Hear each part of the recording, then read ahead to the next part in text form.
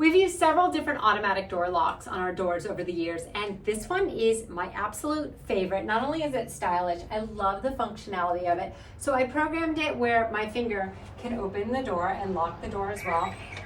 So super simple there. And then when you go to program it, you actually just have like a master code, and then you kind of push your finger to it multiple times so that your finger can be different ways on it and it's still gonna work. Also, multiple people can use the finger entry. And then of course you also have your option. Okay, so if I want to go lock it, there's a little check box there.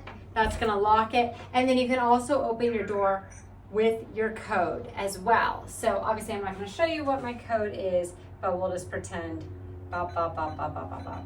And that would open the door with the code. So we'll go ahead and right now just use my finger. So simple, and you can have multiple codes in there, so everyone in your family can have a code. Now that we're on the inside, locking from the inside, super simple. Just turn it and turn it back. That's all you have to do. And it actually speaks to you as well, so it does say door closed when you do that. Very, very simple. This can just lift off. You have your batteries. I think your reset is somewhere in there as well.